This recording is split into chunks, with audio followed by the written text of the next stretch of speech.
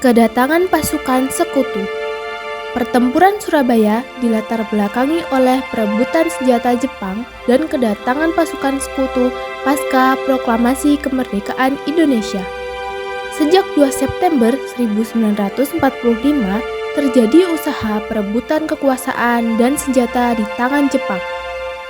Pada 25 Oktober, pasukan sekutu di bawah pimpinan Brigadir Jenderal Malabi mendarat di Surabaya. Kedatangan mereka didukung oleh AFNI, mulainya bertujuan untuk melucuti senjata serdadu Jepang. Namun, kedatangan AFNI langsung ditolak oleh pemerintah Jawa Timur. Di bawah pimpinan Gubernur Suryo, akhirnya AFNI di bawah pimpinan Melby dan perwakilan Republik Indonesia mengadakan pertemuan untuk menyepakati hal-hal berikut. Yang pertama, Inggris berjanji bahwa di antara tentara mereka tidak akan ada angkatan perang Belanda. 2. Kedua belah pihak setuju untuk saling menjaga ketentraman dan keamanan. 3. Kontak biro akan dibentuk untuk menjamin kerjasama berjalan dengan baik. 4. Inggris hanya datang untuk melucuti senjata tentara Jepang. Pada 27 Oktober 1945, pesawat terbang Inggris menyebarkan pamflet yang berisi perintah agar rakyat Surabaya dan Jawa Timur menyerahkan senjata yang mereka rampas. Suasana semakin kritis ketika Malabi tidak mengaku dan tidak tahu menahu perihal penyebaran pamflet ultimatum tersebut. Kejadian ini membuat rakyat Surabaya marah dan menyerang pos-pos sekutu. Akhirnya, pada 30 Oktober 1945, rakyat Indonesia berhasil merebut objek-objek vital dan menahan Malabi sebagai tawanan. Melihat kenyataan itu, pasukan sekutu mencoba menghubungi Presiden Soekarno. Pada tanggal 30 Oktober 1945 malam, Soekarno, Hatta, dan Amir Syarifuddin datang ke Surabaya untuk mendamaikan hal tersebut. Setelah mencapai kesepakatan damai yang ditandatangani oleh kedua pihak, mereka pun kembali ke Jakarta.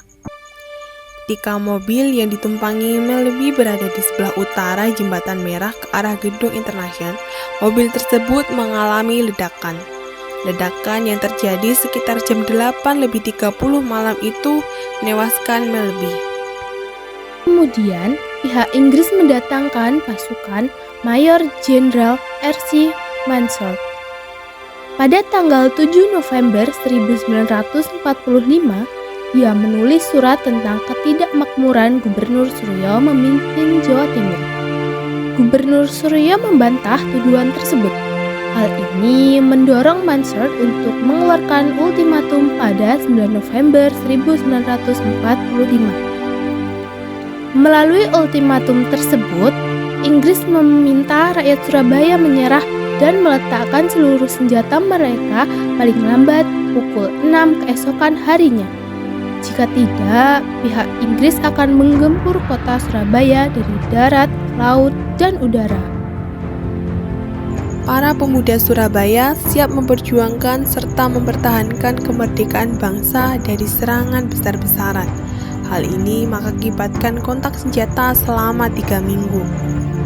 Pada pertempuran yang dimulai sejak 10 November 1945 itu, semangat pemuda Surabaya didorong oleh orasi salah satu tokoh nasional, Sutomo, biasa dikenal Bung Tomo, melalui radio pemberontakan berorasi secara berapi-api untuk memimpin dan mengendalikan kekuatan rakyat Indonesia.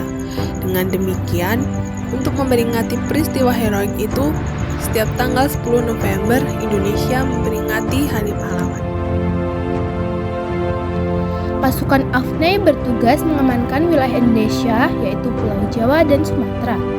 Hal ini dikarenakan pada waktu itu wilayah Indonesia Timur sudah lebih dulu diduduki oleh pasukan sekutu dalam peperangan mereka melawan Jepang.